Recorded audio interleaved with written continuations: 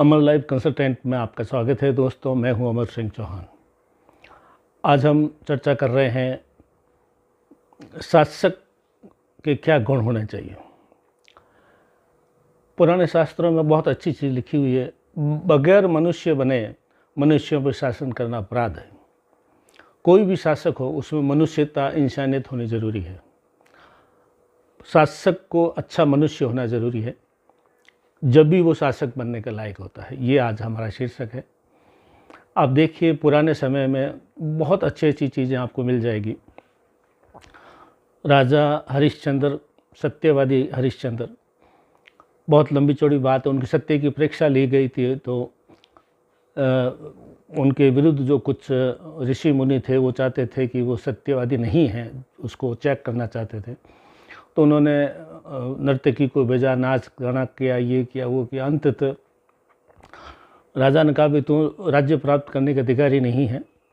फिर वो ऋषि मुनि आते हैं, वो कहते हैं कि मैं तो मुनि हूँ, मुझे आप राज दे दीजिए। तो राजा ने कहा हाँ, आप राज्य प्राप्त करने के अधिकारी हैं।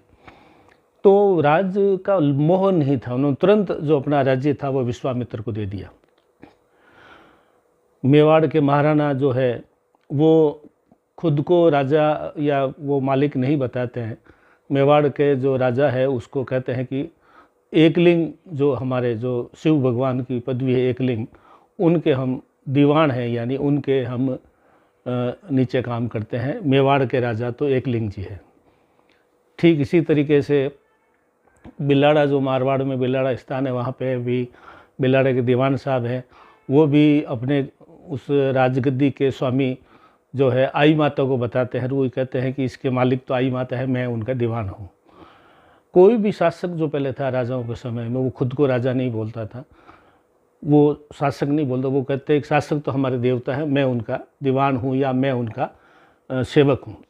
और वो सेवक बन के शासन करते थे। ये इंसानियत और आदमी अच्छा होने का एक संकेत है।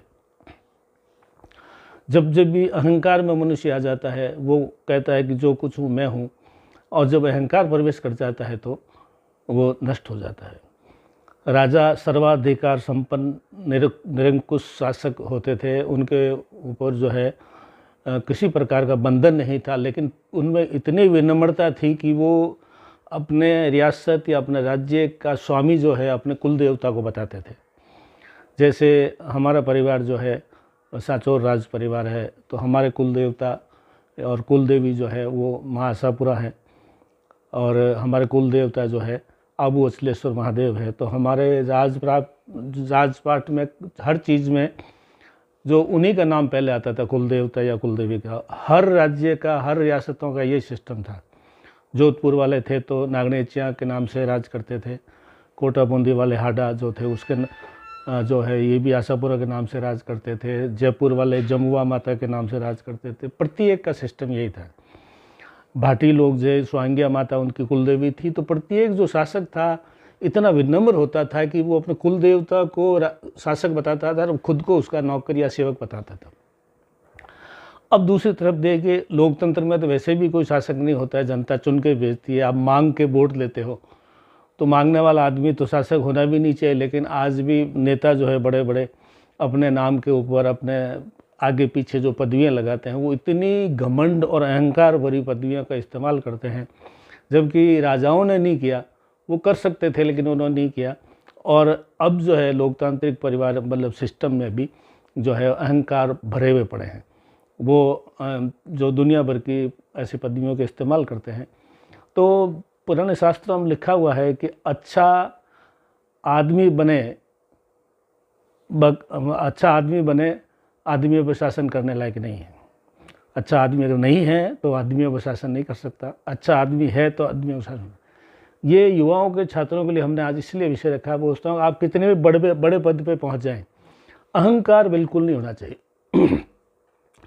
आपकी जो सफलता है वो अपने माता पिता को दीजिए। आप अपनी सफलता अपने कुल देवी, आपके कुल पुरुष से उनको दीजिए।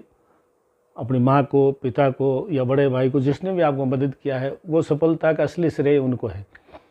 जब भी आपने उस घर में जन्म लिया है, वहाँ के पालन पोषण से आप इतने बड़े पद पे पहुँचे हैं। अगर आप छोटे पद में हैं तो भी आपको जो है अपने कुल देवी, कुल देवता, माता पिता को नहीं भूलना चाहिए। उन्हीं के आशीर्वाद से बड़े हो सकते हैं। अहंकार से कभी कोई आदमी बड़ा नहीं हो सकता। तो आज अमर लाइफ कंसल्टेंट में इतना ही दोस्तों, धन्यवाद।